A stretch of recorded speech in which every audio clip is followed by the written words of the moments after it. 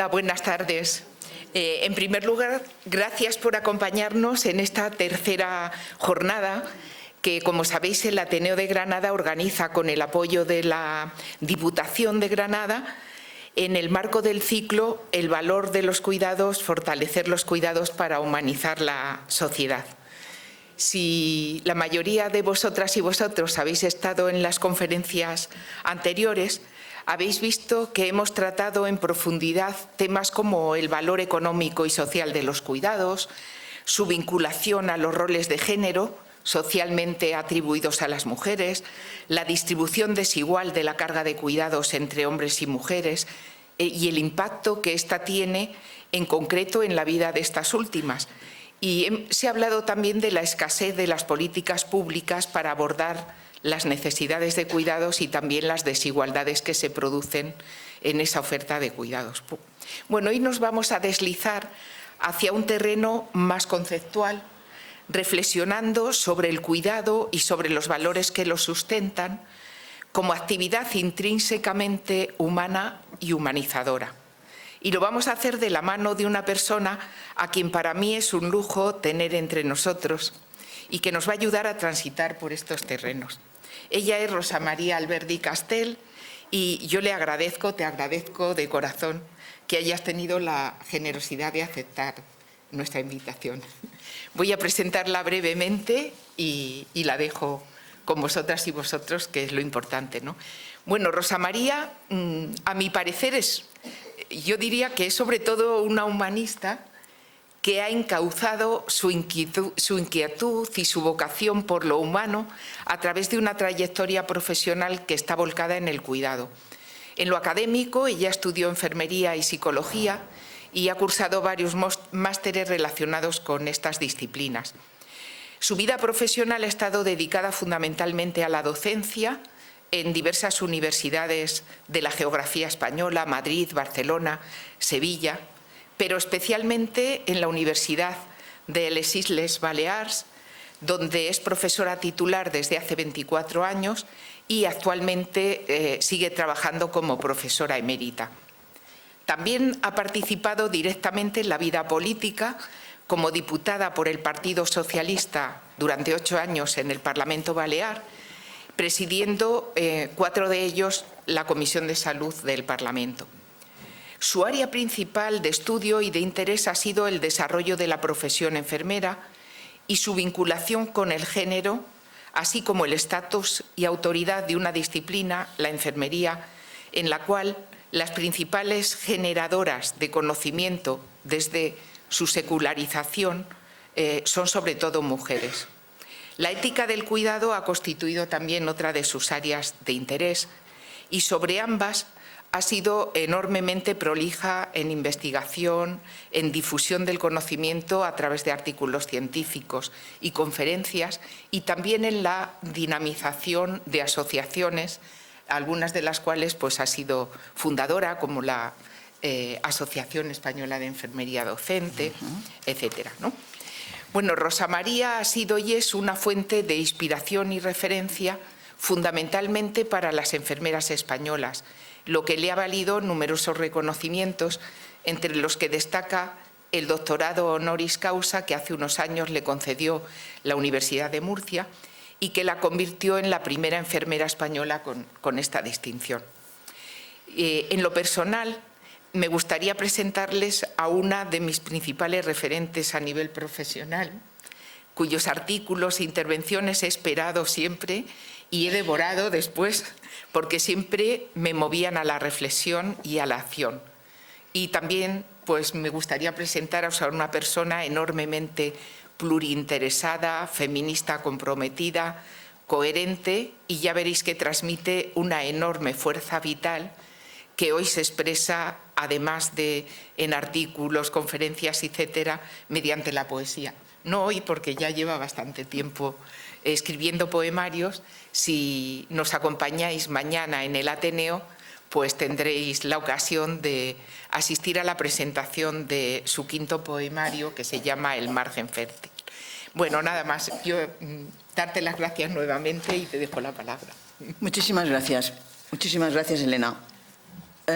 Yo también voy a empezar con los agradecimientos y, en primer lugar, por supuesto, al Ateneo por haber propiciado este ciclo, y a su sección de feminismo, y especialmente a Elena Gonzalo por haber pensado en mí. Cuando digo que me gusta especialmente estar aquí, porque hablar en un ciclo que se llama El valor de los cuidados, fortalecer los cuidados para humanizar la sociedad, realmente da completamente en el clavo en lo que yo estoy trabajando. O sea, me interesa muchísimo. Pero de manera especial os quiero dar las gracias a todos vosotros y vosotras que estáis aquí, porque frente a todas las maravillas que ofrece la ciudad, habéis decidido dedicar un tiempo a esta conferencia. He tenido la suerte de ser presentada muy generosamente por Elena. Eso siempre me da un poquito de vértigo, ¿no? Porque siempre dices, bueno, no sé si estaré a la altura, porque yo tengo la conciencia de que todo eso que ha dicho ella, que es verdad, lo he hecho gracias a que he estado acompañada de muchísima gente, muchas veces tirando otros del carro y otras veces tirando yo, pero que lo he hecho porque estaba con mucha gente de muchísima calidad, de muchísima inteligencia y de muchísimo valor humano. Entre ellas personas que están hoy aquí en esta sala, otras que eran de Granada y desafortunadamente nos dejaron hace tiempo. Y yo estoy emocionada por estar aquí, precisamente por eso. Antes de empezar a hablarles de mí, porque a mí me presentan con el currículum, y cuando una ya lleva una trayectoria vital larga, ¿no?, y profesional larga, es verdad todo esto, pero yo soy esto y otra cosa. Yo soy otra cosa ahora, soy otra Rosa María, ¿no? Cuando Elena me llamó para invitarme y hablamos, ¿no? Ella primero me puso un WhatsApp, yo le dije sí a todo y hablamos, ¿no? Y entonces hablamos por teléfono, pensamos en el título y todo esto, y luego me dijo, ¿por qué no me escribes 4 líneas en relación a lo que vas a hablar para que yo lo pueda presentar también, ¿no? Y entonces yo lo hice y me di cuenta, no sin sorpresa, un poquito sorprendida, de que yo llevo mucho tiempo interesada en el tema de qué es lo humano. En un principio me ayudaron mucho las novelas de ciencia ficción. Yo he sido muy aficionada a la ciencia ficción. Lo soy aún ahora, pero ahora leo poquísimo. Y entonces me ayudó a pensar sobre ello, pues por supuesto Asimov y sus robots, me ayudó Ray Bradbury, me ayudó Philip K. Dick y sus replicantes, que planteaban esta contraposición entre lo humano y lo no humano, ¿no? Hace tiempo que no leo ciencia ficción, he regalado casi toda mi colección, pero en esencia me ha seguido interesando este tema. Por suerte me ha ayudado mucho a seguir avanzando en este tema el haberme tropezado de forma casual con el cuidado y en los últimos años, como ha dicho Elena, con la ética del cuidado. Para resumir, quien les habla es una mujer madura que cree que la edad es una idea y que la juventud es esencialmente, sin negar que la semana pasada hice 73 años, es esencialmente una actitud. Una mujer que ha entendido que viene en un pack. O sea, yo soy como esto de los supermercados que te dicen, si compras estos macarrones te regalamos esta salsa boloñesa, pues yo soy esto, pero en lugar de salsa boloñesa traigo poesía. Me he dado cuenta que en mi vida carrera profesional avanzaba así, ¿no? Y la poesía pues iba como así, pequeñito, cuando podía, cuando tenía tiempo, pero desde hace un tiempo la poesía va avanzando así y ahora ya va avanzando junto. O sea que la poesía nos va a acompañar todo el rato, hoy también. Soy una enfermera que llegó a serlo casi sin querer. No me había imaginado nunca que yo sería enfermera, pero cuando me di cuenta de que eso significaba que el cuidado había entrado en mi vida para quedarse, desde aquel momento hice todo lo posible para que así fuera, para que se quedara, y se ha quedado. Como hilo conductor y como razón de casi todo, la verdad. Por eso estoy tan agradecida que me hayáis invitado a hablar sobre estos temas que me interesan tanto. Lo humano, el cuidado y las enfermeras, y cómo se relacionan de manera inextricable. Así pues, no les extrañe que les hable desde una combinación de razón, que intentaré, pero también de pasión, que yo, a ver si consigo que no se desbalancee en exceso. Antes de empezar a hablar, quería hacer una introducción que hago siempre estos últimos tiempos cuando hablo, desde que empezó la guerra de Ucrania. Yo me siento profundamente sacudida por las guerras. Me siento seguramente tan sacudida como todos vosotros, pero como yo soy una poeta, pues lo digo a través de la poesía. Entonces he traído 3 poemas que he escrito en 3 circunstancias diferentes y que quiero empezar porque yo no me quiero olvidar que están estas guerras. Cuando estalló la guerra de Ucrania, habían talado unos árboles. Yo vivo en un sitio en Palma de Mallorca, que está como en las afueras de Palma, y veo unos árboles, ¿no? desde la terraza que tengo en mi casa. Y un viento enorme tiró uno de los árboles que me daban sombra y entonces decidieron talarlos todos. Y a mí me dio mucha orfandad quedarme sin esas sombras.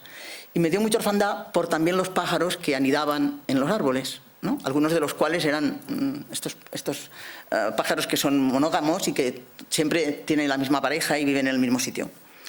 Entonces, aquel día, ¿no? yo a partir de que talaron los árboles empecé a darles migas de pan a los pájaros cada mañana. Estaba muy desconcertada, como estoy desconcertada como ser humano, frente a qué hacer para soportar eso que en ética del cuidado se llama el sufrimiento evitable. Un sufrimiento que no debería producirse.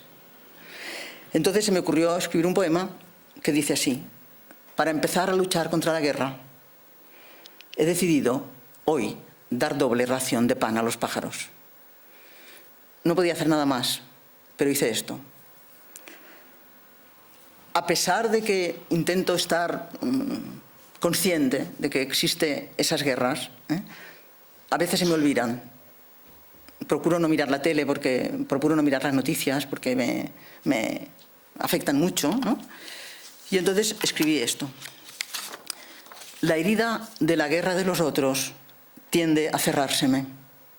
Por eso, cada día me la encono para que mi sangre no deje de mezclarse con la suya.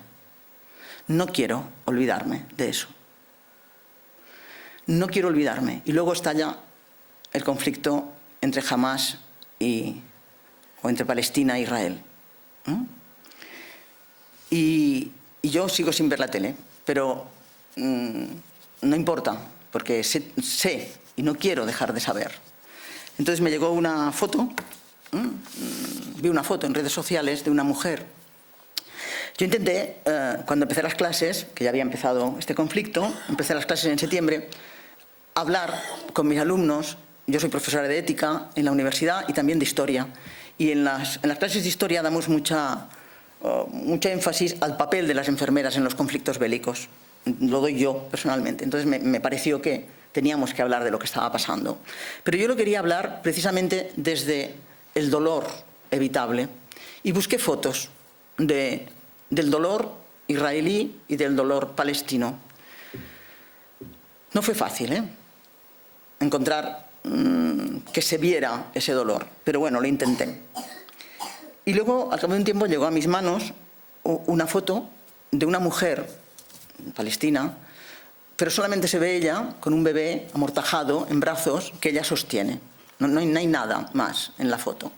Se ve por el tipo de vestido que lleva y todo que es palestina, pero...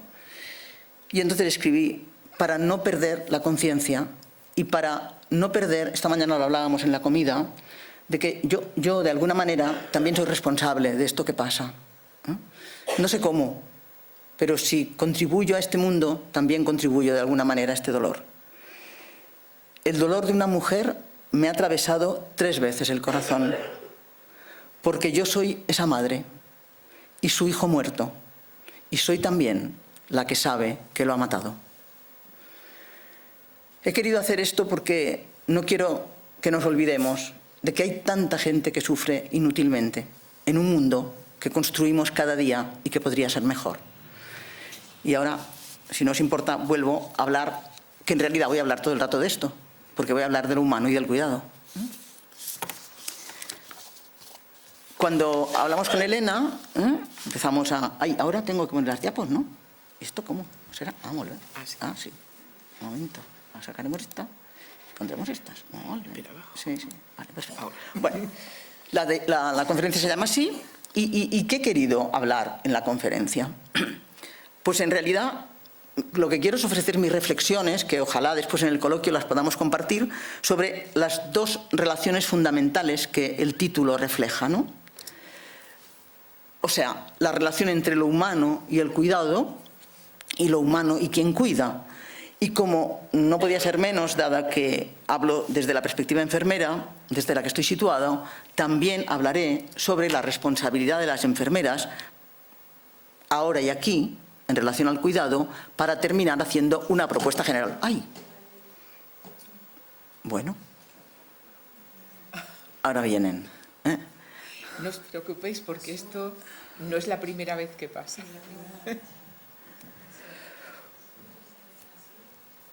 Decía que voy a hablar de esta doble relación entre lo humano, el cuidado y quien cuida, y también cuál es la responsabilidad de las enfermeras, y después terminaré haciendo una propuesta general. Vengo trabajando este tema casualmente, porque ha pasado así desde julio de este año. He tenido oportunidad de hablar varias veces de esto. Y esto me está permitiendo profundizar mucho en ello y también me está permitiendo enfocar este tema del cuidado desde perspectivas que no había hecho nunca, o sea, que son nuevas también para mí y que os expongo para que las discutamos. Y después ha pasado una cosa también muy importante. Tengo la suerte de trabajar junto con profesores y profesoras nuevos, jóvenes, que se están doctorando, y una de ellas, Alba Carrero, hizo una tesis estupenda sobre uno de los aspectos de la deshumanización del sistema sanitario, que son las contenciones. Y a partir de esta tesis, ella me ha permitido también reflexionar sobre algunas cosas que os expondré. Voy a empezar con un apartado que he denominado lo humano y la condición del cuidado. Y quiero empezar diciendo que comparto con Celia Amorós la idea de que conceptualizar es politizar. Y entiendo con ello que definir los conceptos que se usan tiene efectos sobre la realidad que se quiere comprender. Por eso yo voy a hablar mucho de conceptos en esta conferencia. En esta primera parte voy a analizar qué entiendo por qué es lo humano y qué es el cuidado. Y luego seguiremos avanzando. Y para hablar de lo humano, del concepto de lo humano y de lo que es el cuidado, me baso en estos 4 autores. Me guían Josep Maria Esquirol, Jorge Richman, Sharon Kessler y Nick Halsman. Inicio el análisis de la relación de lo humano con el cuidado precisamente con Josep Maria Esquirol, porque este autor sostiene que frente a la idea de que hubo un paraíso original del que fuimos expulsados, o una idea más moderna de decir, no, bueno, en realidad no había paraíso, pero lo que hay es una ciudad ideal, una comunidad ideal a la que debemos tender, Esquirol dice que en realidad eso no existe, que no hay centro, que solamente hay afueras. Y frente a esta falta de centro, se plantea el autor entonces, ¿qué punto de referencia tendremos los humanos si estamos en las afueras? Si todo son afueras, ¿cómo podremos ordenarnos? Se pregunta. Lo importante, a mi modo de ver, es que se responde encontrando precisamente un significado a la humanidad que se desarrolla en las afueras. Y cito textualmente: la condición del significado es la intemperie y el significado mismo el movimiento de amparar la vida de las personas. La intemperie y la disgregación de las afueras lleva a la resistencia y al amparo, pero he aquí que ambas no buscan preservar un tesoro incólume, esa ciudad ideal, el paraíso perdido, sino precisamente cuidar la vulnerabilidad del ser humano. Por decirlo sencillamente, el cuidado a la vulnerabilidad da significado a lo humano. Esquirol también dice: a veces resistimos la degeneración y nos esforzamos por construir unas afueras dignas, hospitalarias y fraternales, desgraciadamente no exentas de sufrimiento, pero sí de violencia y de indiferencia. Y cito esta idea porque enlaza con las de Jorge Richman, que es un filósofo, ensayista, poeta, con el que vengo trabajando desde hace mucho tiempo y que ha inspirado en realidad el título de esta conferencia. Dice Richman, hablando libremente de la vida, en un libro que tiene que se llama Fracasar mejor y que yo les recomiendo. Dice: solo hay una respuesta digna frente a la finitud humana, ante la realidad de la muerte: cuidarnos, acompañarnos, ayudarnos. Frente a las lógicas de la dominación, las dinámicas del cuidado. E insiste, ahí se decide lo humano. Y también el mismo autor que coincide plenamente con las ideas de Esquirol, contrapone el antídoto del cuidado contra el mal de la indiferencia. Dice Richman, nuestro pecado original no es haber tratado de comer del árbol del conocimiento, de ese árbol de la fruta prohibida, es la indiferencia ante el dolor del otro. Who cares es la expresión cotidiana en inglés para decir ¿a quién le importa? En una sociedad donde se expande ese contrato de indiferencia mutua, cada vez más gente pregunta muchas veces ¿por qué ha de importarme a mí algo lo que no me afecta directamente o a mi círculo más íntimo? La pregunta who cares nos remite también a otro ámbito semántico de importancia crucial, dice Richman, el cuidado. Lo contrario de la indiferencia es esa atención a las necesidades del otro, sin la cual nada humano puede prosperar. Desde otra perspectiva, pero profundizando en esa relación entre lo humano y el cuidado que analizo y que ya se va viendo como indispensable, la antropóloga Sharon Kessler ha hecho estudios que concluyen que el cuidado de las personas enfermas por parte de individuos externos al círculo familiar más íntimo constituye precisamente una de las claves del éxito de las sociedades humanas. Que pudiéramos cuidar fuera de nuestro entorno más inmediato es un elemento de evolución humana. Ello es así, ha demostrado el grupo de trabajo de Kessler, porque esa posibilidad de cuidar afuera contribuyó tanto a la construcción de sociedades complejas como a dar forma a atributos psicológicos, sociales y cognitivos que definen a los humanos modernos. Para terminar este primer apartado, en el que analizo la relación entre lo humano y el cuidado, voy a referirme a las propuestas de Nick Hassman. He llegado a ellas gracias a esta tesis que les comentaba de la doctora Alba Carrillo, una investigadora rigurosa y muy prometedora que seguro que de la que van a oír hablar segurísimo. Y me ha parecido interesante acabar con las conceptualizaciones de Hassman, porque las mismas surgen del trabajo de intentar comprender no qué es lo humano, sino qué es la deshumanización. Hassman sostiene, y cito textualmente a Alma Carrero, que una adecuada contextualización teórica de la deshumanización requiere una comprensión clara de la humanidad, que es la cualidad que se niega a los demás cuando se les deshumaniza. A partir de ese objetivo, Hassman propone que la singularidad humana se entienda en función de dos contraposiciones: la distinción humano-animal y la oposición humano-objeto inanimado, máquina-robot. Desde este presupuesto teórico, Hassman propone dos conceptos fundamentales que definen lo humano. Les llama las cualidades o las características exclusivamente humanas, que son las que nos distinguen de los animales.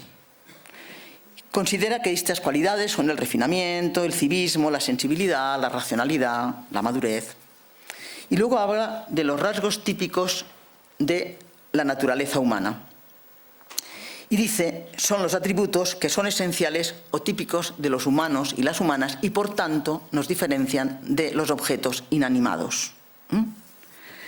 A partir de esta distinción, Hassman razona que si la humanidad tiene dos significados distintos ligados a dos contrastes entre lo humano y lo no humano, entonces deben existir dos grandes variedades de deshumanización. Cuando a las personas se les niegan las cualidades exclusivamente humanas, se las animaliza. Se las animaliza de una manera sutil o de una manera evidente. Me ha pasado desde que estoy haciendo este trabajo que he viajado varias veces con compañías de bajo coste y con mucha gente. El otro día iba a Tenerife, a Las Palmas, y estábamos esperando con unas señoras allí, un grupo de gente. Se sentó a mi lado una señora, que después supe que era profesora de matemáticas, jubilada, y me dijo, nos tratan como a borregos. Y dije, mira, esta señora ha leído a Hassman, o sin leerlo.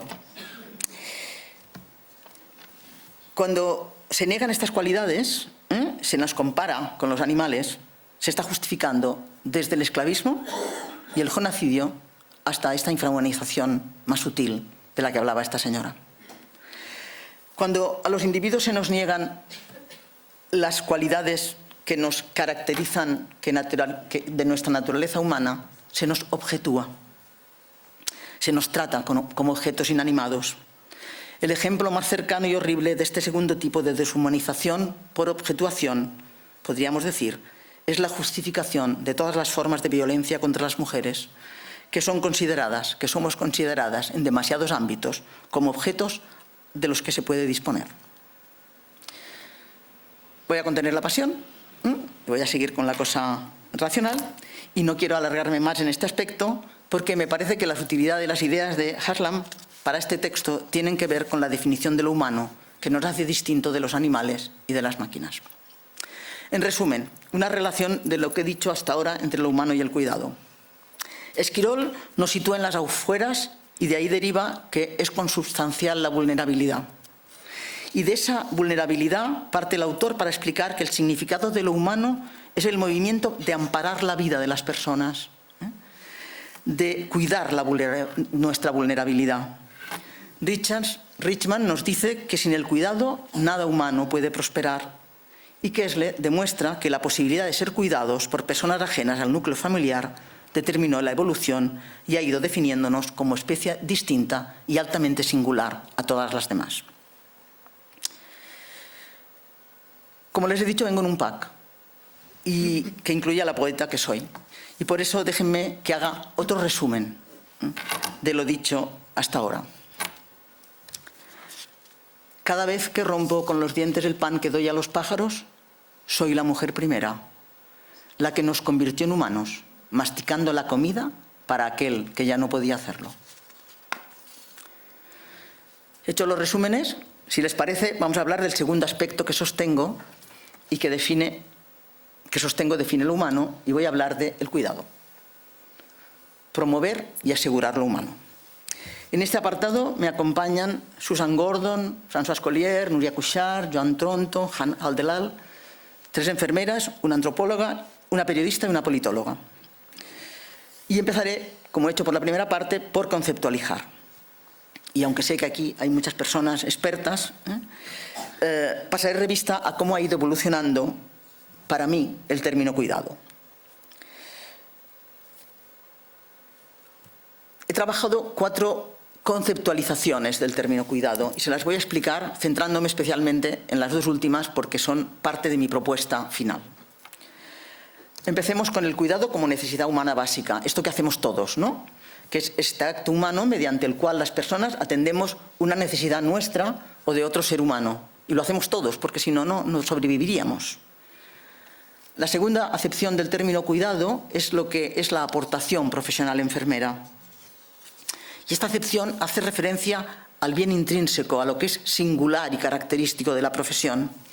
Así, hablamos de cuidados profesionales cuando nombramos el conjunto de actuaciones que hacemos las enfermeras a las personas en situación de carencia de autonomía, porque no tienen el conocimiento, la fuerza o la voluntad para hacerlo por ellas mismas, formulándolo desde el modelo de Virginia Henderson, cuando hacemos estas cosas por ellas y para ellas, con el objetivo último de promover la vida. Eso hacemos las enfermeras. La tercera definición, la tercera forma de utilización del término cuidado, lo hago entendiendo el cuidado como un valor, como aquella idea o juicio moral que guía la acción. Así defino el cuidado como un valor que consiste en una especial sensibilidad e interés para reconocer y atender las necesidades de las personas de acuerdo a su propia formulación, de acuerdo a cómo ellas lo harían si pudieran y promoviendo su empoderamiento.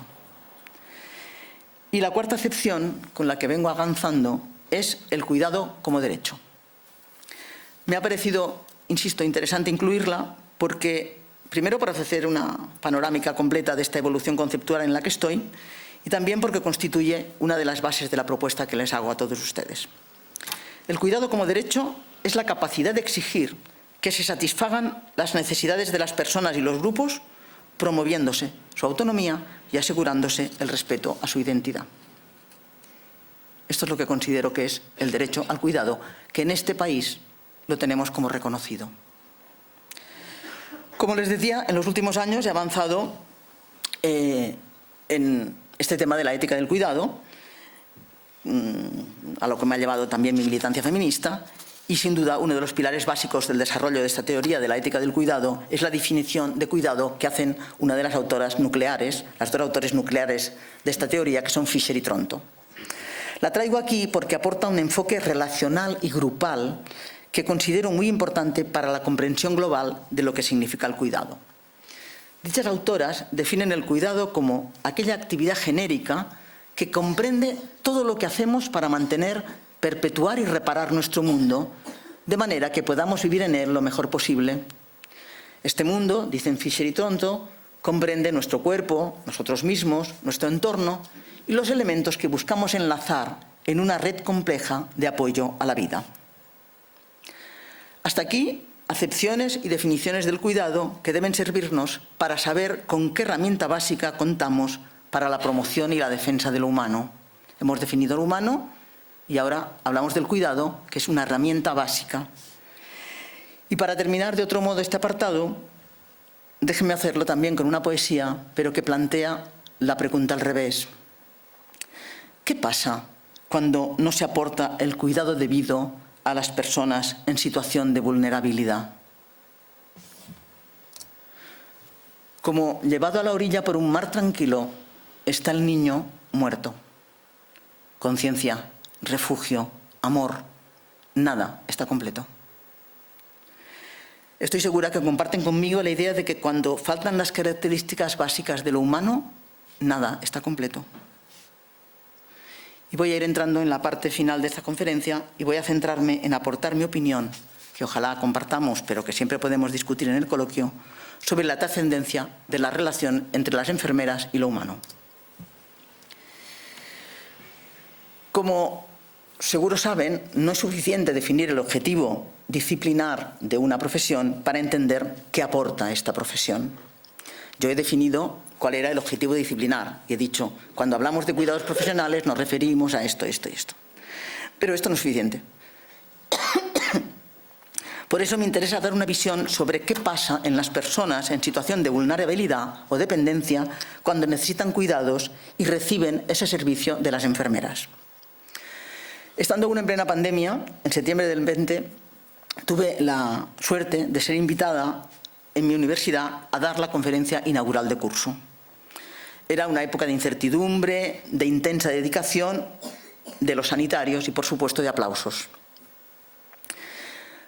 Las conferencias de inauguración de curso se dirigen a toda la comunidad universitaria y, por tanto, era una conferencia general, no iba a hablar de las enfermeras, pero le llamé ser enfermera cuando lo cotidiano es extraordinario. El núcleo central de dicha intervención era argumentar que las enfermeras no éramos ni somos unas heroínas, pero que lo que sí es extraordinario es la enfermería, la disciplina que las enfermeras convierten en servicio. ¿Y qué hace extraordinario a la disciplina enfermera?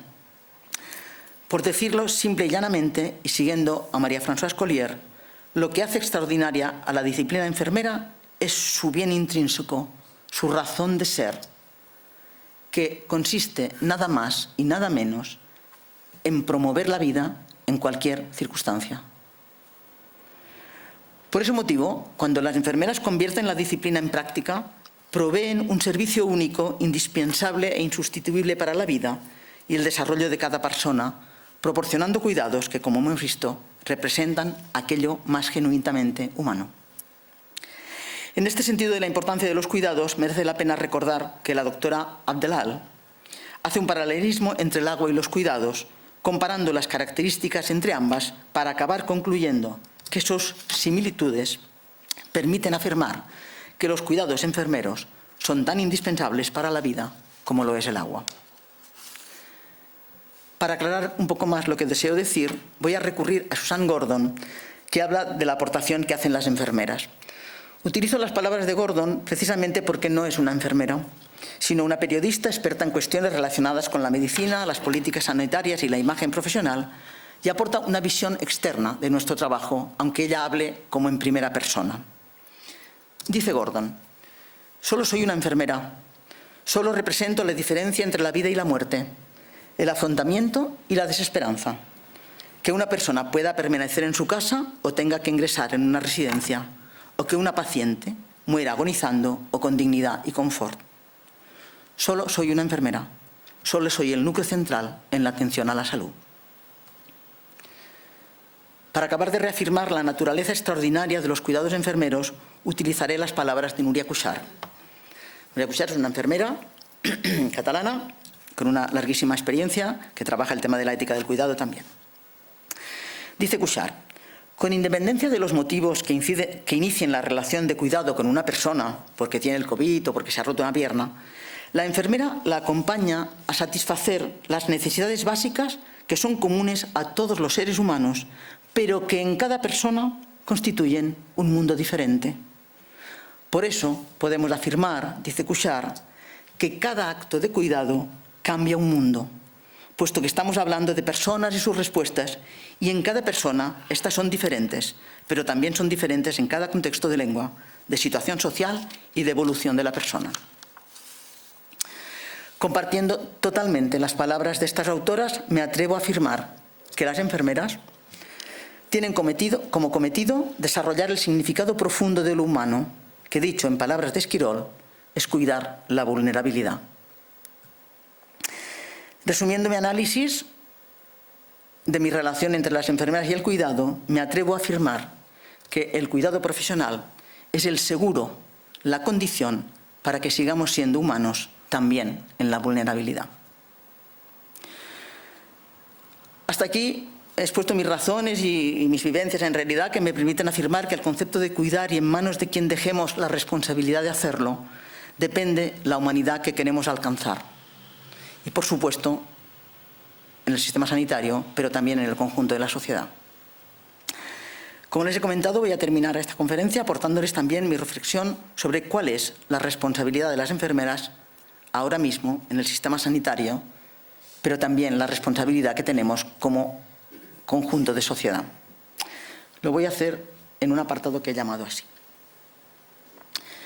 Al iniciar esta última reflexión, quiero compartir con ustedes el profundo desconcierto que me afecta desde hace mucho tiempo cuando comparo la aportación que hacen las enfermeras, concretamente al sistema sanitario, y la dificultad a la que llevan enfrentándose desde que tenemos memoria histórica para que su competente voz profesional sea escuchada. No tengo tiempo en esta conferencia para hacer un análisis detallado de cómo hemos caído colectivamente en esa incoherencia de no escuchar la voz del cuidado. Incoherencia que constituye sin duda uno de los motivos fundamentales de la deshumanización del sistema sanitario.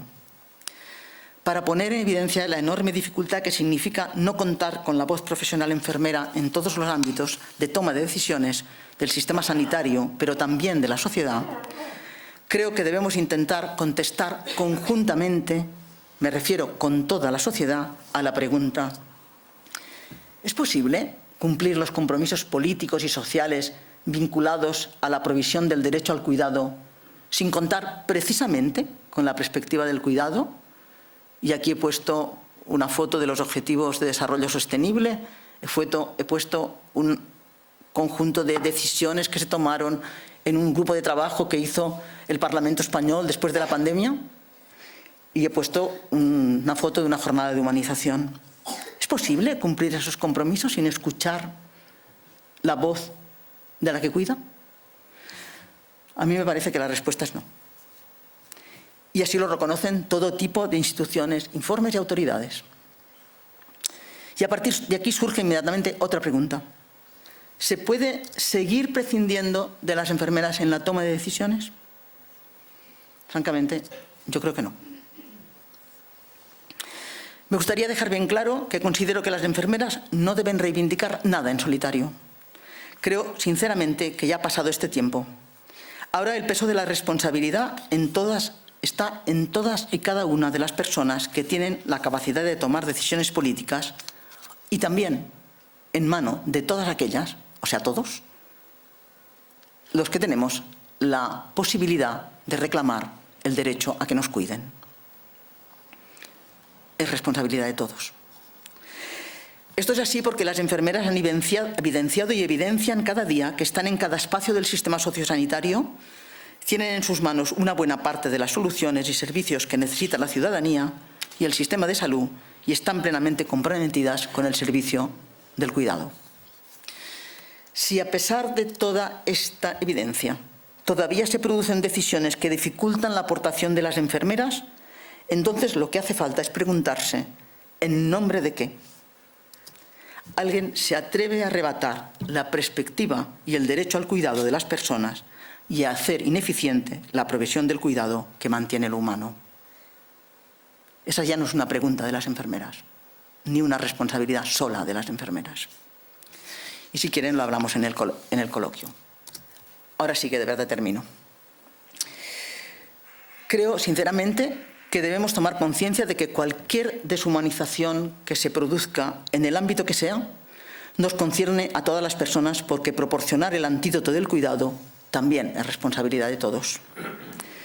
Desde esta idea planteo un reto para cada conciencia.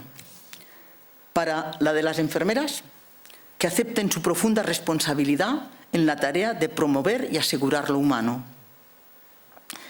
Y para la conciencia de cada persona, que reivindiquen el derecho al cuidado como el mejor remedio frente a cualquier deshumanización. Puede que estas propuestas de toma de conciencia no parezcan tarea fácil, pero les vuelvo a decir que en este país nos hemos sabido dotar de las herramientas políticas, legales y de formación para que podamos desarrollar nuestra humanidad en cualquier ámbito y circunstancia. Vale la pena recordarlo cada día para que la conciencia nos lleve a la resistencia si hace falta y siempre nos conduzca a la defensa de lo que nos permite precisamente desarrollar lo mejor de lo humano. Como les decía al principio, estoy muy agradecida por esta invitación que me ha puesto a pensar nuevamente en lo humano y el cuidado. Les quiero confesar que hacerlo me ha hecho ver que durante un tiempo considerable me tranquilizó pensar que aquellos que producen y justifican el sufrimiento evitable en forma de violación, asesinato o cualquier violencia que socave la dignidad de los demás, no eran exactamente humanos. Les faltaba como algo. Y a mí me tranquilizaba pensar eso, ¿no? Bueno, les falta algo. Ya lo adquirirán. Leer a Cohn-Bieber y conocer someramente las teorías de Becky Coughman me han convencido de que todos ellos también son plenamente humanos. Y ahora lo que me consuela, o más bien lo que me esperanza, es la seguridad de que se puede aspirar a otra humanidad que ya también existe. La que quiere situar en un trabajo de conciencia permanente el cuidado como eje de las relaciones, las instituciones y el conjunto de la sociedad. Por eso quiero terminar mi intervención con los últimos versos de un poema de Ana Pérez Cañamares, una poeta fantástica madrileña, que tiene un poema que se llama 20 de noviembre, y termina así. Una última cosa, madre. Sé por ti que hay ideas que atentan contra el corazón. Dicho de otro modo, tener corazón no permite tener ciertas ideas, y ninguna otra vida, ninguna otra muerte me convencerá de lo contrario. A esa humanidad de corazón cuidador es a la que aspiro, por la que les invito a todos y a todos ustedes a seguir trabajando. Muchísimas gracias.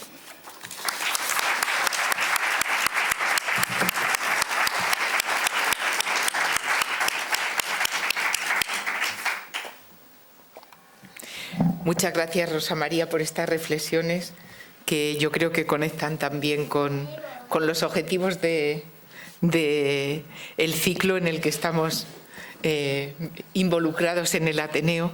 Y bueno, ahora me gustaría dejaros la palabra a vosotros y a vosotras, no solo para hacerle preguntas a Rosa María, sino también para, en este marco, hacer vuestras aportaciones y comentarios en el sentido que queráis. Bueno, si no, mientras te voy haciendo yo alguna pregunta. Claro. No, a mí me ha interesado mucho el tema que has incorporado sobre el derecho al cuidado. Y me gustaría ver si puedes profundizar un poco en ese derecho al cuidado ahora mismo en España, dónde estamos, en qué momento, qué nos falta, Tomándole un poquito el pulso desde tu perspectiva. Bueno, yo lo que me esperanza es el hecho de que hayamos construido un país en el que tenemos unas legislaciones que nos amparan en relación a esos derechos fundamentales que constituyen el estado de bienestar, ¿no? La salud, la sanidad, la educación, y después lo que hemos llamado la ley de dependencia, que no es otra cosa que decir, cuando estamos en una situación de vulnerabilidad, podemos recurrir a que nos ayuden desde todo tipo de perspectivas, desde la económica, desde la proporcionarnos pues, ayuda física si la necesitamos. ¿Que todo esto tiene problemas? Sí, sí, sí. Todo esto tiene problemas porque no hay dinero suficiente, porque se crea la ley y no se dota, porque las evaluaciones se hacen y la gente se muere sin recibirlas. Pero eso lo que importa es que nosotros tenemos... Yo cuando hablo con mis alumnos, el otro día, ¿no?, que hablábamos de la Declaración de Derechos Humanos en clase de ética, yo les decía, fue muy importante la Declaración de Derechos Humanos, pero en realidad es una declaración de amor, tiene este valor. Si luego eso no se convierte en legislación en cada país, no se convierte en derecho realmente exigible, lo que importa es que se convierta en derecho exigible. Y en nuestro país tenemos muchos derechos, se han reconocido muchos derechos. Entonces, hagámoslos circular. Digamos que sí, que queremos ciudades cuidadoras, ¿no?, que tengamos instituciones que nos cuiden, que trabajemos en centros donde el cuidado sea importante, que se hable de esto. Porque el cuidado, claro, no va de esto esta conferencia, pero el cuidado está denostado porque es femenino. Y lo femenino es como lo natural, ¿no? Y lo natural, como lo hace todo el mundo, pues para qué no vamos a... Pero resulta ser que sin eso no se promueve la vida, no funciona, ¿no? Entonces, yo defiendo que se escuche la voz de las enfermeras, no porque seamos un colectivo especialmente estupendo, lo somos, sino porque aportamos esa visión que no aporta otro. Ya está, nada más. Por eso tiene que escuchar eso. Entonces, cuando una persona ingresa en una residencia y no la tratan con dignidad, tiene que poder reclamar eso. Si ella no puede, tiene que hacerlo su hijo, tiene que hacerlo la persona que la acompañe.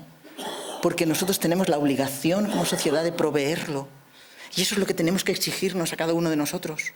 Tenemos esa obligación de proveer eso cuando las personas están en situación de vulnerabilidad. Hicimos un sistema sanitario estupendo para los años 70, 80, porque nos moríamos de enfermedades infecciosas. Entrábamos en el sistema sanitario, nos operaban, nos daban antibióticos y nos íbamos a casa. Eso ha cambiado. Las mujeres españolas no cubrimos el cupo de reproducción. Menos mal que tenemos a personas que vienen de fuera y nos ayudan como a elevar la pirámide poblacional, ¿no? Las maternidades han tenido que reducirse. A mi hermano lo ingresaron para operarlo y lo ingresaron cuando yo fui a verlo, mi hermano es mayor que yo, estaba en un departamento de pediatría. Las enfermeras iban con bata de niños, pero estaban atendiendo a mi hermano porque no había niños, por suerte. Entonces, ¿en qué estamos? ¿Cómo es un sistema sanitario hospitalocentrista, médico-centrado, enfermo-centrado, cuando nosotros lo que necesitamos son cuidados? Gracias que tenemos un sistema sanitario que nos opera, que nos cura, que nos trata. Gracias. Pero también tenemos derecho a exigir lo otro. O sea, no es incompatible. A esa conciencia apeló, Por ahí hay un par de palabras. No os veo muy bien. Sí, ¿podemos abrir una luz más así en el público? Sí. Este. Bien, perfecto. Ahora sí, anoto las personas que habéis querido intervenir. Por aquí hay una, sí. Espera, ¿hay algún micrófono que pueda...? No te preocupes, José. Creo que sí. Mira, allí lo tiene. Allí.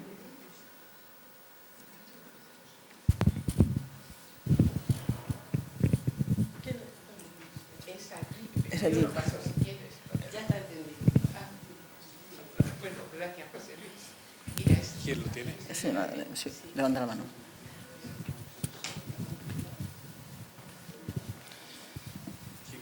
Gracias.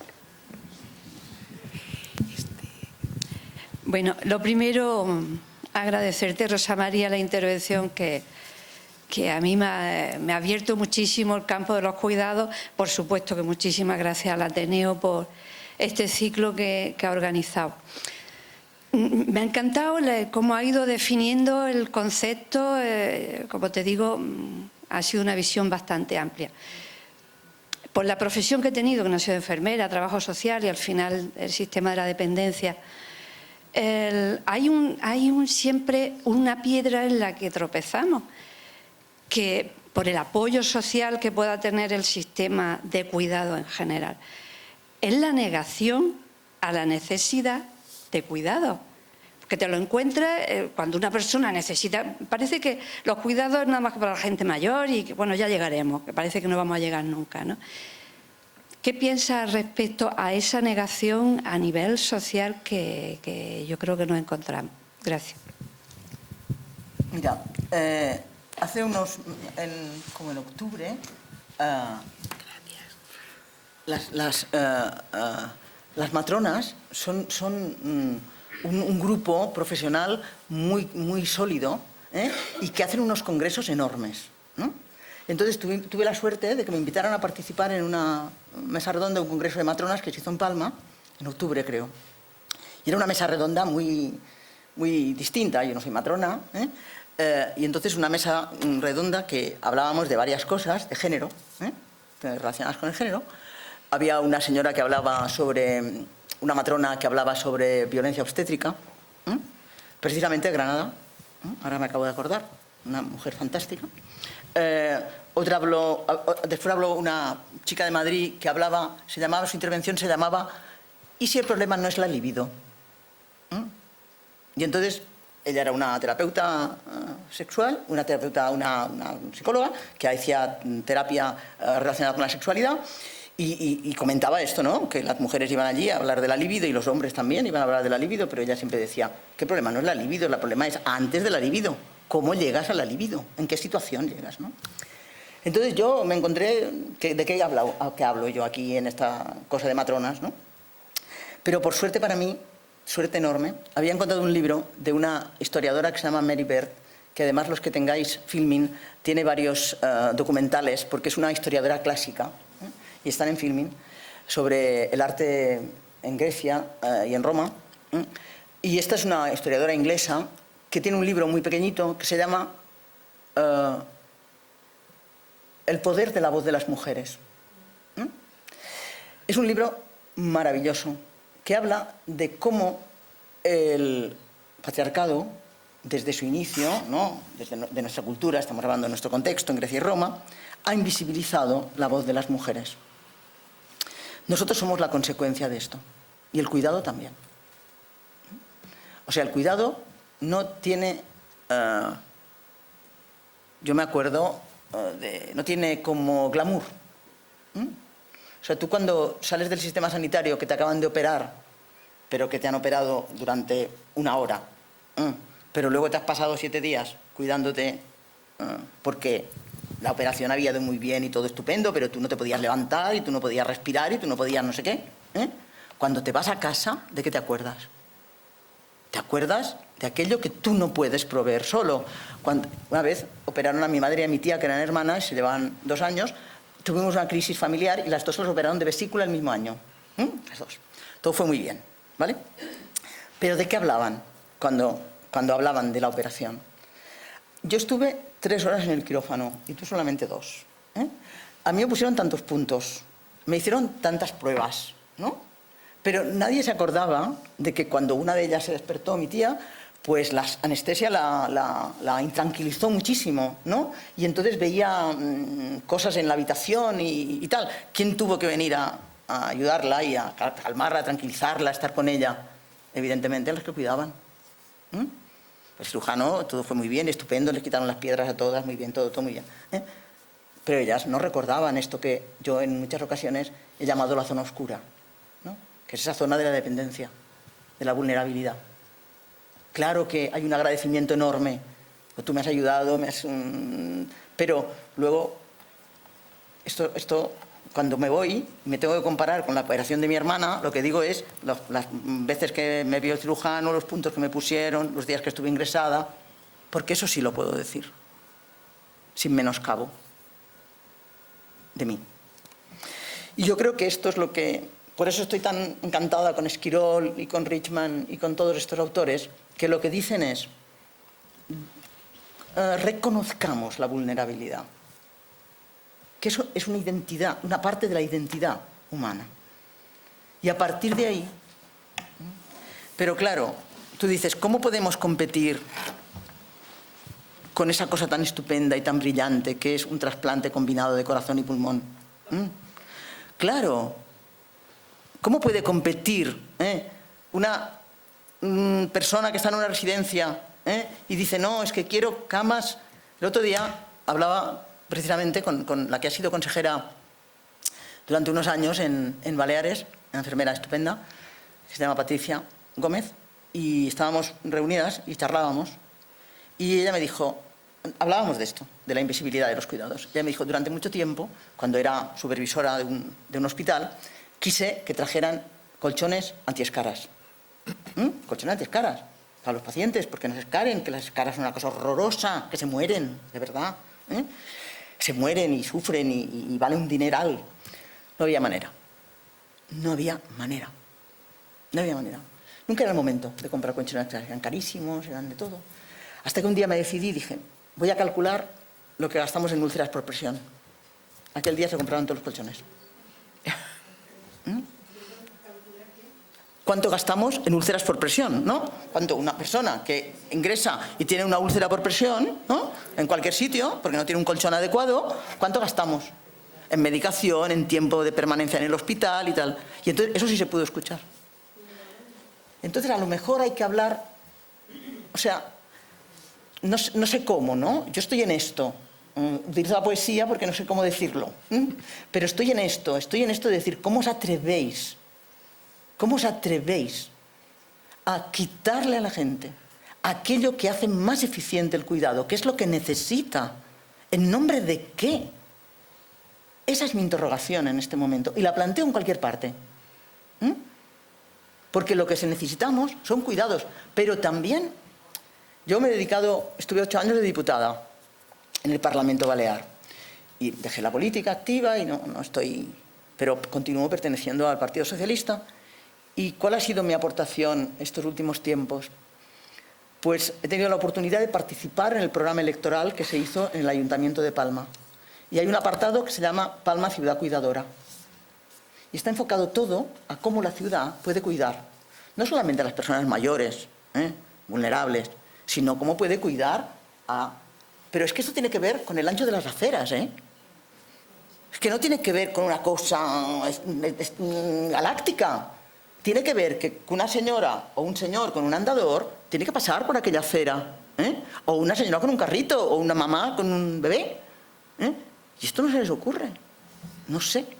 Yo ayer esta mañana, cuando venía, iba por el aeropuerto de Palma y me he equivocado de puerta. Iba con tiempo. Y salía otro avión de Granada y yo he visto Granada y me he ido. Y yo caminaba por allí y decía, ¿esto qué tiene que ver con lo humano? ¿Esto qué tiene que ver con lo humano? Yo puedo caminar bien, por suerte, no llevaba peso, caminaba tranquila, bien. ¿Qué tiene que ver con lo humano? Pensaba yo. Esto no está pensado para las personas, está pensado para otra cosa. Uy, qué pena. Y resulta ser que las que utilizamos son personas, ¿no? Me vine en un avión de Las Palmas el otro día con un señor, pobre hombre, que era tan alto que no cabía en el asiento. Y él dijo, ¿yo qué hago? La azafata, claro, tampoco. Pero, pues es que ya los humanos, ya somos más altos. Ya no cabemos en esto. Entonces tendrá que pensar qué hacemos con los altos. Como pensamos, en los parkings sí que lo pensamos, ¿no? Es que los coches son más grandes, vamos a cambiar las plazas. Pero en los aviones no. Los gordos, pobres, cuando van a los aviones. Qué horror. Entonces, ¿dónde está lo humano? Que se tiene que preguntar en cada momento, en cada cosa. Y yo estoy en esto. En reivindicarlo todo el rato. ¿Quién está pensando en esto? ¿Cómo nos ayudaría? Pero lo digo en mi departamento, en la universidad, lo digo en todo. ¿Qué es lo que hace? ¿Qué cuida aquí? Eso es lo que se me ocurre. Creo que por ahí había alguna palabra más. Sí. Todos estos pensadores frente a la defensa del cuidado y la creciente defensa de la eutanasia. Interesante. Precisamente hablaba de esto el otro día con mis alumnos también. Me preguntaban esto. Me preguntaban esto, no. Hablábamos de si éramos libres y tal, ¿no? Yo decía, es que la cuestión el cuidado tiene que ver con la dignidad. Y la eutanasia también. Esto es lo que los relaciona. En realidad, las personas que piden la eutanasia porque no consideran que eso que están viviendo sea digno. No se quieren morir, ¿eh? Nadie que pida la eutanasia se quiere morir. Lo digo porque he trabajado en este tema. En Baleares hicimos un trabajo muy serio antes de poner en marcha la ley. Y mi sensación es que nadie que pide la eutanasia se quiere morir. Lo que pasa es que no quiere vivir así. Entonces, esta es la diferencia. Nadie es obligado. Nuestra ley de eutanasia es una ley tremendamente garantista, muy garantista. Para poder pedir la eutanasia tienes que pasar por 3 filtros. Tu médico de cabecera, una comisión y otra comisión. ¿Vale? O sea, es una ley muy garantista.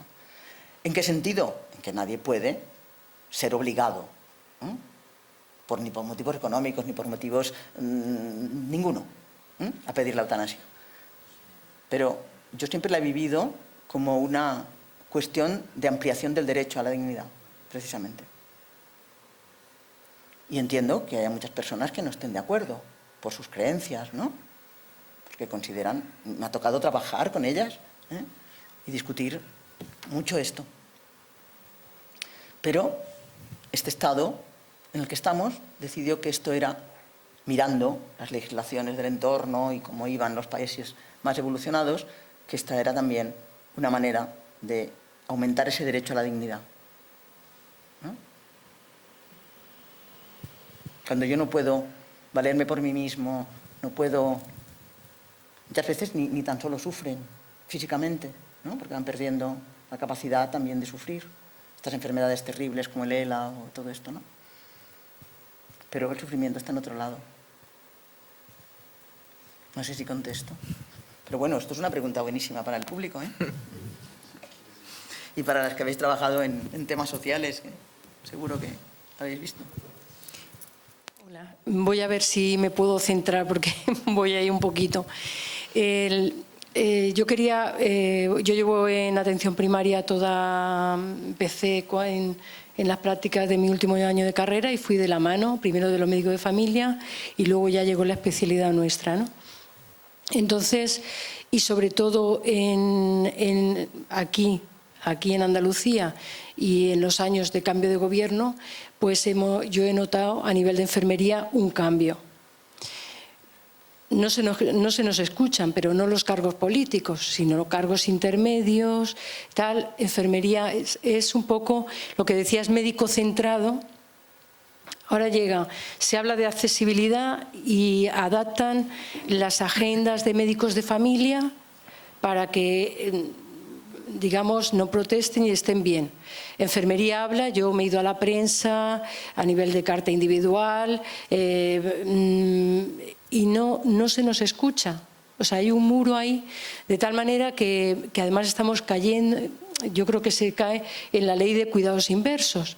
¿Por qué? Enfermería, si nos centramos en una parte que nos ocupa gran porcentaje de la jornada laboral, digamos, y a veces extralaboral, es los pacientes más vulnerables que necesitan más cuidado. Es decir, ¿dónde se encuentra el mayor porcentaje de estos pacientes? Pues en el domicilio y con las personas cuidadoras, ¿vale? ¿Qué pasa? Que estamos cayendo en la ley de cuidados inversos porque las agendas no tienen en cuenta y yo estoy cansada de decir, mirar, Es que además yo estoy trabajando en el Albaicín, que tiene una parte importante de dispersión geográfica para llegar, para la visita, para regresar al centro, para aparcarse, en fin. Y entonces esa accesibilidad, ese cuidado, digamos, del profesional para que pueda llevar a fin un buen cuidado de las personas más vulnerables, no lo tenemos. Y está cayendo en un abismo, porque no se tiene en cuenta nada de lo que digas. Entonces, no sé cómo afrontar esto. O sea, sí sé cómo afrontarlo, pero me topo con un muro, ¿me entiendes? Porque he hablado en varios puntos, ya te digo, me he ido a la prensa, tal, y no se escucha, no se tiene en cuenta lo que es enfermería, pero dentro de los estamentos de los que están, digamos, pues de cargos intermedios o algo más superiores hacia esta categoría profesional. No sé si me he explicado, es que tenía ahí varios flecos y no sabía cómo resumirlo. Bueno, creo que las enfermeras tenemos un problema, tenemos varios problemas, ¿eh? No sé si es el tema de esta charla, pero las enfermeras tenemos varios problemas. Uno de ellos es que reivindicamos cosas que al sistema sanitario no le interesan, ¿no? Porque son cosas que no dan lustre, no dan brillantez, no dan... Eso no quiere decir que no las necesite la gente. Y muchas veces las reivindicamos mal. Las reivindicamos como si fueran cosas nuestras. Y no son cosas nuestras. Yo trabajaba en Sevilla, era la directora de la Escuela de Enfermeras de Virgen del Rocío, y me hice mucha amistad con el gerente. Un día nos íbamos a tomar un café. Y él venía de una reunión. Y me dijo, es dificilísimo a veces pactar con los médicos, ¿no? Porque te ponen muertos encima de la mesa. Un señor de ginecología le había pedido una máquina supercalifragilística y el argumento fundamental era: si no me das la máquina, pues no podré diagnosticar a las pacientes bien, ¿no?, de cáncer de mama, y entonces se morirán. Y es así, puede ser que sea así, pero también se nos mueren los que cuidamos mal, etcétera, ¿no? Y sufren más, incluso. Entonces, yo creo que hay que buscar la manera de encontrar estos interlocutores. Yo por eso digo que esto no es un problema de las enfermeras. No es un problema de las enfermeras. Es una responsabilidad de las enfermeras, porque lo vemos cada día. Pero es un problema de toda la sociedad. ¿Que no te hacen caso los mandos intermedios? Yo me iría a hablar con la consejera, directamente. Y pasaría por ver si tengo apoyo en mi colegio profesional, que esta es otra. Si lo tienes, estupendo, porque es necesario que no vaya la enfermera fulanita, sino que vaya al colegio profesional y diga: mis enfermeras no pueden trabajar, no pueden hacer lo que saben hacer, porque usted les está quitando el derecho al cuidado a los andaluces. Eso es lo que se tiene que decir. Yo ya sé que cuesta, cuesta porque no estamos acostumbradas. Ahora últimamente... No, chico, una carta a la consejera, no, tienes que ir a ver a la consejera. A verla, ¿no? Vale. Tienes que ir a ver no sé cuántas enfermeras a la consejera de atención primaria y decir: estamos hartas de que usted le esté quitando el derecho a mis pacientes. A mí ya me va bien. A usted le tiene que ir muy mal, porque le está quitando un derecho a los pacientes. Y yo estoy hablando en su nombre.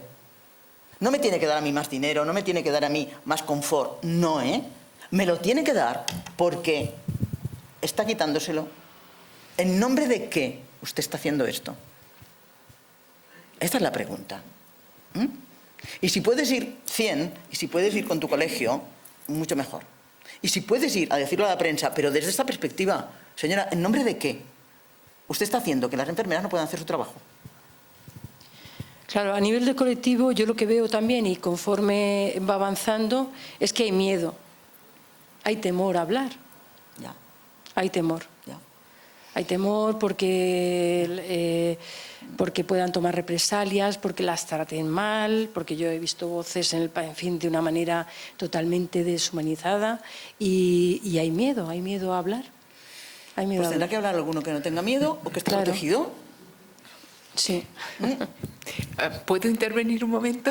Perdón, que nos estamos enrollando aquí con las enfermeras. Yo quería decir eso, que esto no es un tema... O sea, yo creo que, volviendo un poco al sentido que queríamos darle en el Ateneo al ciclo, hablar de una sociedad con eje en el cuidado, pues es pensar en una sociedad donde todas estas cosas de las que estamos hablando importen, ¿no? Porque, bueno, ahora estamos hablando de ese problema concreto de dificultades para atender, para que la gente sea atendida en el domicilio, pero ahora mismo tenemos en los medios todo el tiempo el tema de las residencias de Madrid y todas aquellas personas mayores a las que se le negó el derecho a ser cuidados, ¿no? A ser asistidos y no solo a ir al hospital, sino a ser cuidados, y que murieron en unas condiciones penosas, y sin embargo no hay una respuesta por parte de los poderes públicos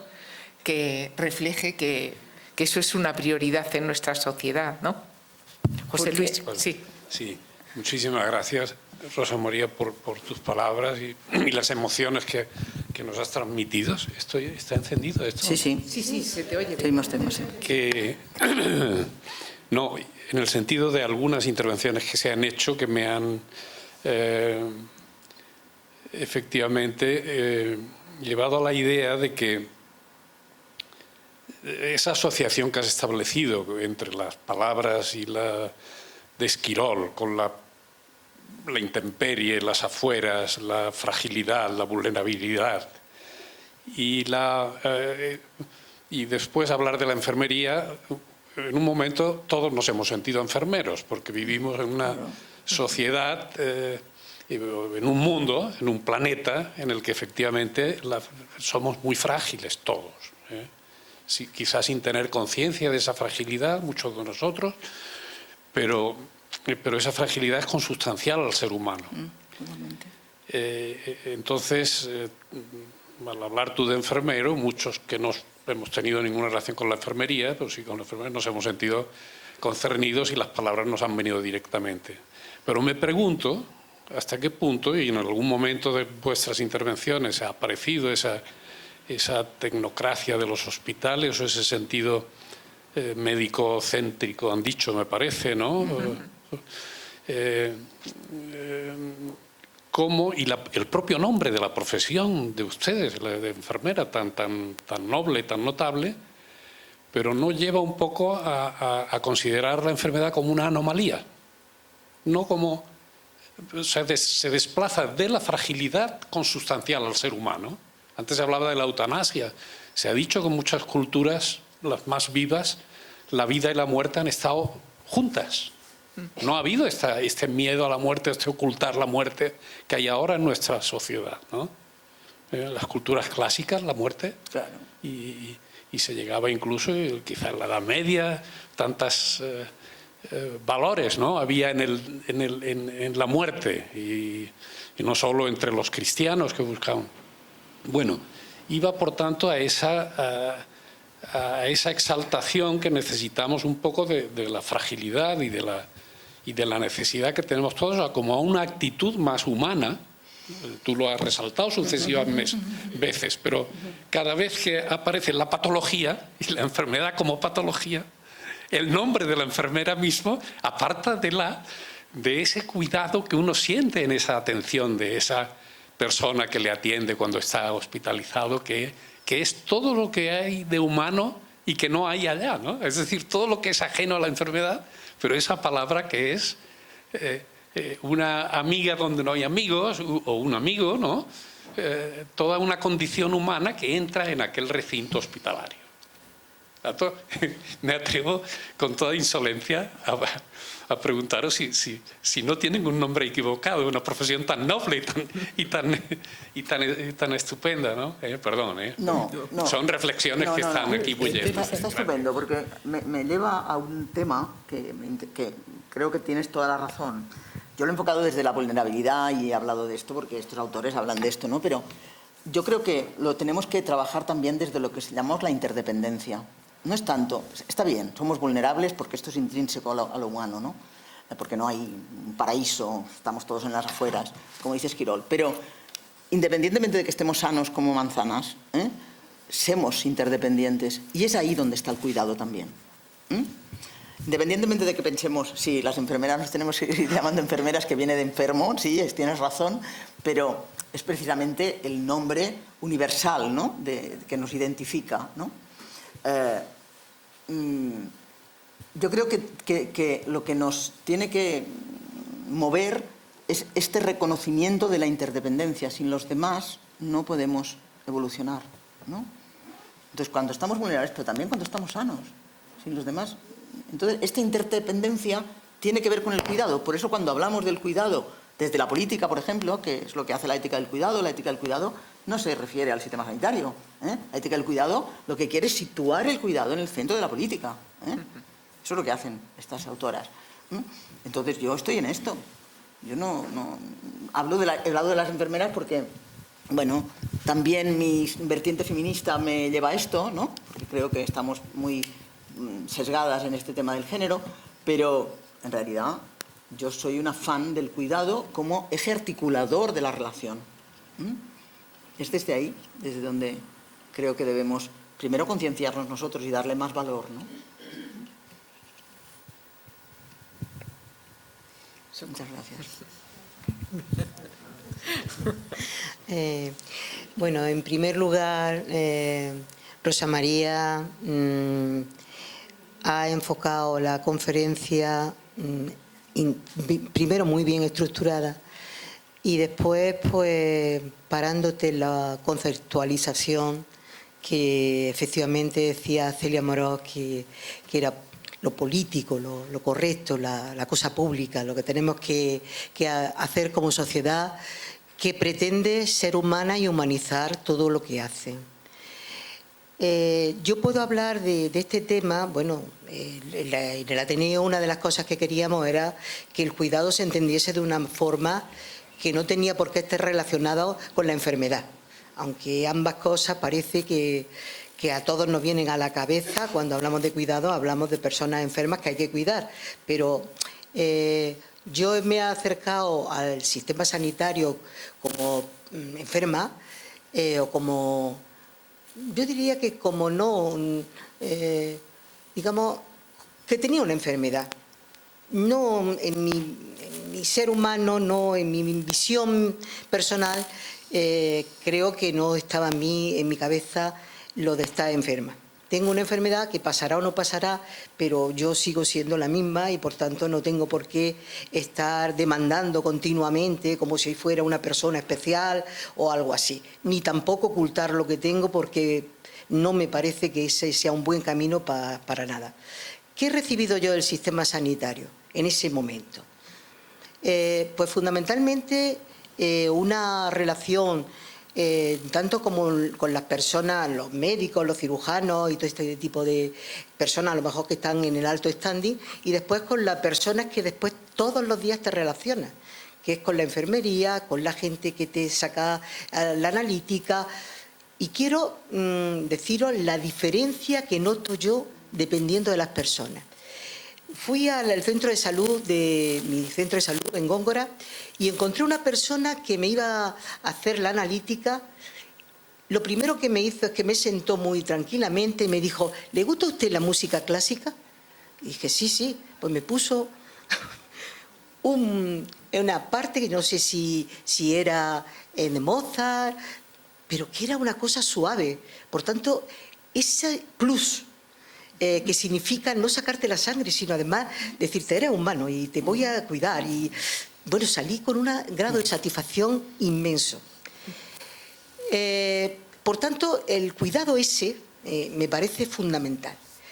De la otra tema que quiero hablar es de como educadora. Durante muchos años he sido profesora y educadora. Cuando se nos dice que hay que intentar que las competencias de los alumnos sean las mayores posibles, se habla de competencias normalmente de materia.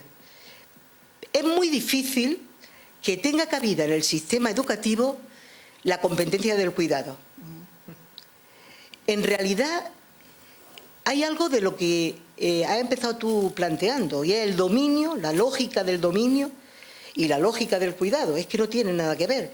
En la sociedad actual, la lógica del dominio es la que está implantada, de tal manera que los chicos compiten continuamente. Pero los buenos tratos entre ellos no son precisamente lo que impera. Ni los buenos tratos entre los profesionales, ni en las salas de profesores. Es decir, que por tanto, a nivel, el concepto de cuidado, cuando nosotros queríamos que se viesen todas sus vertientes, lo que queríamos hacer que ese día a día sea un día en donde nos sintamos cuidados y cuidemos. Esa visión de entrada después traerá todas las otras. Y desde luego en las nuevas generaciones hay que tener un espacio que no puede ser solamente la tutoría, porque normalmente los tutores muchas veces que no saben qué es lo que es. Son profesores de matemáticas o son profesores de historia, pero difícilmente somos educadores de esto que hablamos del cuidado. Y son fundamentales, porque son las nuevas generaciones las que nos van a cuidar. Por tanto, el tema del cuidado me parece que es central, pero que no estamos en la onda para que sea central. Nada más que ver las discusiones en el Parlamento, ves que el dominio es sí o sí, y que, bueno, el dialogar, el llegar a consenso, eso parece como algo blando, y no se potencia, y eso me da a mí tremenda pena. He estado a punto de terminar en lugar de con este verso de poema de Ana Pérez Cañamares, con un verso de Trina Mercader, que no lo tengo aquí. Un poema de Trina Mercader que te hubiera dedicado si lo tuviera aquí, pero no lo tengo, espérate. Para que veas en qué estoy yo. Sí, lo tengo aquí. Te lo voy a dedicar. Dice, Trina Mercader era una poeta alicantina de este periodo después de la guerra, que estuvieron tan invisibilizadas, las Sin Sombrero y todas estas, ¿no? Pero Carmen Conde hizo una antología maravillosa y ahí recuperó a muchas de ellas. Y yo la conocí aquí. Y ella tiene un poema que dice: desde lejos me están avisando a gritos que no vaya, que no venga, que no me mueva del sitio, que es aquí donde nacerán los lirios. Aquí conmigo. Y me miro y este sembrado que soy apenas está movido. Apenas asoma al aire la promesa de los trigos. Y quiero andar. Y de nuevo las veces que el aire trae me están diciendo lo mismo. Que no vaya, que no venga, que no me mueva del mundo que estoy sosteniendo en vilo. Utilizo mucho este poema para cuando me dicen las cosas, también he pensado en ti en este poema. Porque a nosotros lo que nos toca es seguir en eso. Es seguir diciendo exactamente eso. Es que ¿cómo es posible que no se esté incluyendo el cuidado en el sistema educativo? ¿En qué nos estamos convirtiendo? ¿O de dónde venimos y qué queremos hacer? Por eso he hablado de la deshumanización. Porque eso forma parte de la objetuación y de la animalización. Entonces, ¿cómo se atreven a no poner el cuidado, a que no sepamos cuidarnos? Yo lo veo y lo he hablado muchas veces con mis compañeras. Cómo en los coles de los niños chicos no les enseñan a cuidarse, a conocerse, a cuidarse, a respetarse. Pues nos toca esto, seguir diciéndolo cada vez, haciendo este ciclo, hablando de esto. Esta es la manera. Esta es la manera. Y un día, porque hay muchos ya que estamos en esto, ya somos muchos los que estamos diciendo, ostras, tú, es verdad, a mí me pasó esto en la política. Yo ahora estoy en una revisión grande porque me voy a jubilar definitivamente ahora, en septiembre, y estoy en una limpieza de material y de todo, ¿no? Estoy cerrando el despacho de la universidad y he escrito muchísimo a mano. Una cosa horrorosa. Y lo guardaba todo. Y ahora estoy aquí en una cosa de reciclaje de papel tremendo. Y entonces me he dado cuenta de que en realidad llevo hablando de esto, se lo comentaba a Elena esta mañana. Yo trabajé aquí en la Junta de Andalucía antes del 92, porque en el 92 estuve en la Expo, que fue justo en el momento de la reforma de la atención primaria, cuando se empezó aquí la reforma de la salud mental, ¿no? Fue una experiencia maravillosa.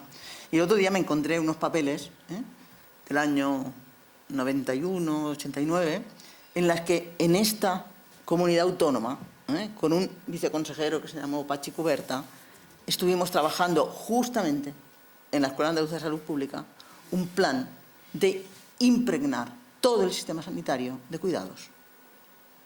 Yo tenía los papeles. Están en mi casa aún, que reciclamos los sábados, el papel. Y entonces yo me quedé impresionada y dije, bueno, se trata de esto es de lo que se trata. De que sigáis haciendo estas cosas, de que podamos seguir hablando, de que esto es un derecho, una obligación, y que eso es lo que tiene que estructurar la sociedad. Me sabe mal si yo después, al hablar de enfermeras, lo he girado todo hacia ese tipo de cuidado.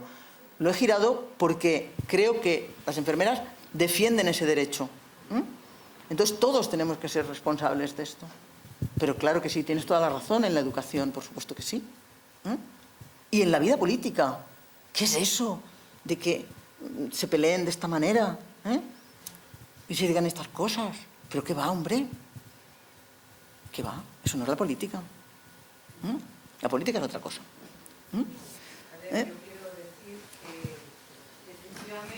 ¿Dónde lo llevo? No hace falta. Sí, se le oye desde aquí, José Luis. ¿Qué? Ya. Sobre el tema de los cuidados, sí que se ha hecho en la comunidad andaluza. ¿Tanto?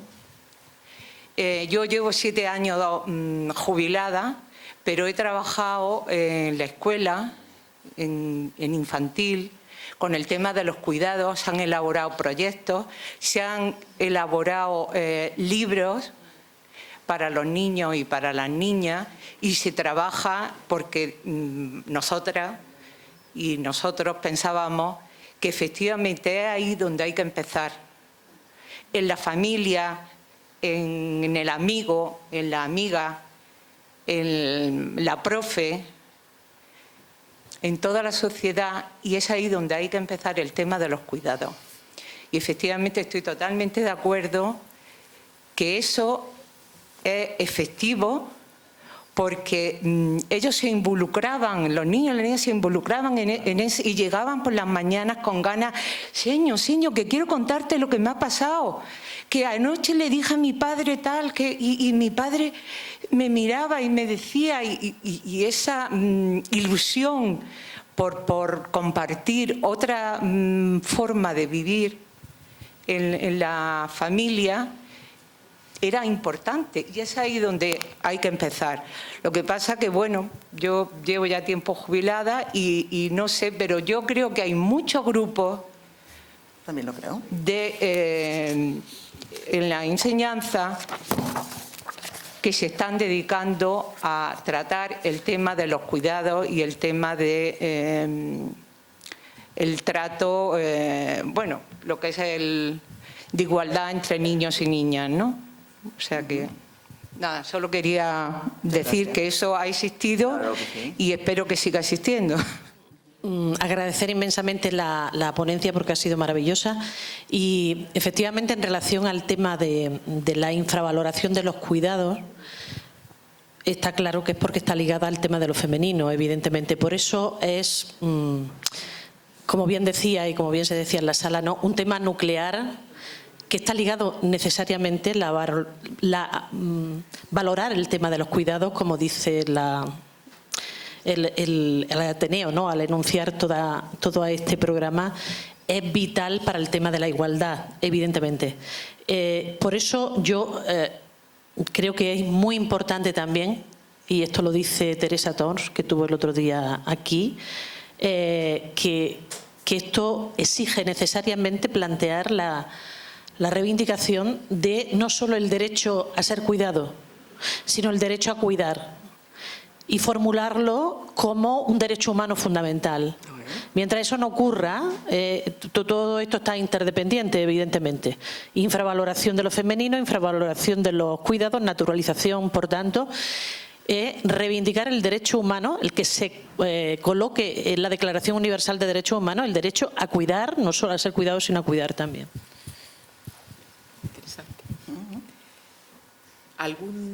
¿Alguna otra aportación o comentario? Perdona. Esto se ha enfocado mucho en la cuestión de la enfermería y tal, ¿no? Porque me parece estupendo, ha sido estupendo. Ahora, yo me pregunto, porque desde mi ignorancia, quiero saber si, por ejemplo, El problema de los cuidadores, que es tan importante, pues ya somos muchas personas las que ya vamos a necesitar cuidado. Los niños necesitan cuidado, nosotros necesitamos, y no hay nada que prepare a cuidadores, porque vosotros me habéis hablado desde el punto de vista de la enfermería, pero yo pienso que debería haber, pues yo qué sé, o en una formación profesional, algún módulo, tantos módulos como hay. Lo hay. Lo hay. Por eso hablaba de mi ignorancia, pero no sé. Claro que sí. Sí, Sí. Ah, que yo no lo sabía eso. Claro, sí. ¿Y cómo se llaman esos módulos? No sé, ¿te lo podemos mirar? Bueno, Es que hay diferentes hay ciclos de diferentes, ¿no? formación profesional. Otra cosa es que se llegue con los diferentes tipos de profesionales a cubrir las necesidades. Y ahí pues es donde yo creo que andamos muy lejos, ¿no? Hombre, yo por ejemplo, es que veo que todos los cuidados de las personas mayores se están centrando en las personas que vienen de fuera, cuidarlos, que yo los observo porque será por lo que me toca ya pronto a mí, y entonces lo veo. Y veo que eso no son cuidadores, o que no hay una profesionalidad ahí. Pero sí hay formación, ¿eh? Hay formación, Pues será... hay, ¿eh? Otra cosa es que estas personas accedan a ella y se les exija, ¿eh? Pero sí. Mira, yo ahora mismo no me acuerdo cómo se llama la formación, pero que la hay segurísimo. Además, no solamente hay formación, sino que muchos ayuntamientos, por ejemplo, ofrecen cursos. Los programas de formación profesional, ¿cómo se llaman estos programas que tienen las consejerías? Uy, pues se me ha ido como... ¿De ayuda doméstica? Ya. No. Que, por ejemplo, las consejerías, los servicios de empleo hacen formación en atención a las personas mayores, por ejemplo. Eso segurísimo. Las administraciones públicas. Sí. Aquí el IAP también. Sí. ¿Qué? Sí.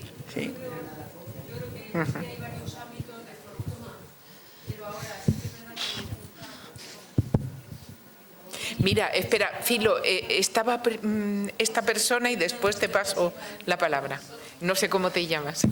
Sí, Perdona. mira, a mí me consta, porque he sido cuidadora y cuidada al mismo tiempo, como me consideraban cuidadora y con dificultades para ejercer los cuidados, entonces yo me acuerdo de que la Junta de Andalucía nos facilitaba a través de la sociedad de autocuidado, nos reunía periódicamente, semanalmente, unas 2 o 3 horas a la semana en un lugar, bien a través de una asociación de autocuidado o de otra. Siempre era la Confederación de Personas con Discapacidad, para formar al cuidador. Es decir, claro, yo reconozco de que yo tenía un hándicap a la hora de movilizar a mi hijo, en este caso, lo hacía de una manera y entonces iban otras personas. No era una formación reglada, es decir, para yo ejercerla, sino para facilitarme a mí personalmente que yo ejerciera los cuidados que yo ejercitaba, marca la redundancia, es decir, el tema, vamos, la frase en concreto era cuidar al cuidador. Claro, cuidar al que cuida. Nos facilitaban otras estrategias para evitar ejercer más los cuidados, porque el manejo, los transportes, no sé qué, no sé cuándo, pues a veces estábamos viciados y lo hacíamos de una manera. Entonces venía un fisioterapeuta, venía un enfermero, venían determinadas personas, claro, para ayudarnos a eliminar esos handicaps, esos errores. Me consta que la Junta de Andalucía destinaba un presupuesto. Es que yo creo que en el ámbito de formación hay también mucha variabilidad. Hay un grupo que efectivamente, tanto para trabajadores como para cuidadoras familiares y tal, pues se realizaba una formación más o menos reglada para intentar aliviar un poco la carga con esa formación, ¿no? Pero claro, yo lo que estoy pensando, que además me he ido pues a una cosa personal, por ejemplo, mi madre, que tiene una chica interna, que son migrantes normalmente, pues esta población viene sin formarse. Y como, claro, bueno, son internas, libran unas horas, bueno, da la casualidad de que 3 somos enfermeras y hemos ido pues formándole y tal. Pero yo creo que no sé si quien ha participado a lo mejor se refería a esto. Cuando tienes un familiar y aparte del profesional o de la profesional de auxiliar de domicilio que ayude, del familiar que tenga, de la esposa, del marido, del hijo, de la hija, que tenga al pie de la cama las 24 horas, pues a veces se necesita... hay 2 alternativas, o bien una institución, que hay personas, o bien rotar entre familia y además tener una persona interna. Entonces pienso que este grupo, este colectivo no tiene una formación y a lo mejor es a lo que se refería la persona que ha hablado antes, ¿no? Es que no te localizo.